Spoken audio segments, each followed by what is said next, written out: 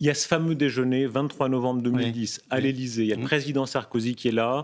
Il y a le prince héritier du Qatar, qui entre-temps est devenu émir. Voilà. Est-ce que vous vous êtes senti un peu surpris? Vous arrivez, vous vous êtes dit, tiens, on essaye quand même de... Oui, parce que moi, j'avais demandé à voir le président Sarkozy pour lui dire pour qui j'allais voter. Ouais. Et donc, on m'a dit, on va faire un lunch. J'ai dit, oui, d'accord, je viens. Je pensais manger en tête-à-tête. Et je me suis trouvé avec l'émir du Qatar et le Premier ministre. Donc là, le président Sarkozy. Ouais. Bah oui, j'étais comme ça. Mais ils m'ont jamais demandé de voter pour le Qatar. Ouais.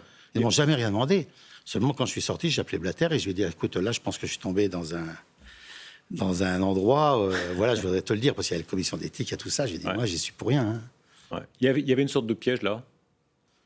Je ne sais pas, peut-être que le président Sarkozy a voulu montrer le soutien de la France aux Qataris qui s'occupaient de la Coupe du Monde 2022. Mais moi, il ne m'a jamais demandé de voter pour lui. Une forme de pression quand même, quand on arrive à un déjeuner, franchement, on arrive à un déjeuner... Qu'est-ce que je fasse? Vous voulez que je sais bien, mais enfin, il y a quand même une forme de pression. Quand vous arrivez là, vous vous dites, tiens, celui-là, je ne m'attendais pas à voir. Je les connais depuis 30 ans. Ça marche comme ça, vous voulez dire? Je les connais depuis 30 ans. Je les connais depuis 30 ans, les Qataris.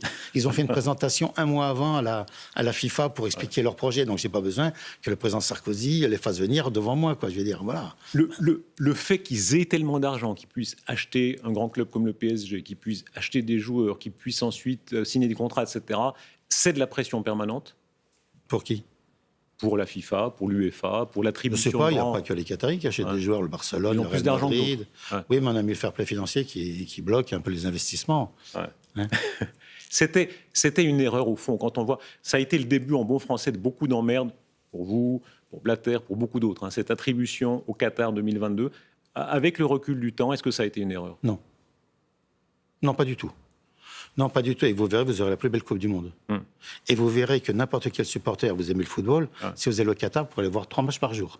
Dites-moi voir dans quelle Coupe du Monde vous allez voir 3 matchs par jour. Donc la température, la chaleur... Non, mais c'est sérieux. C'est sérieux. La température, c'est au mois de novembre, il fait 25 degrés. Il va faire magnifique. Mais c'est la première fois qu'un supporter pourra aller voir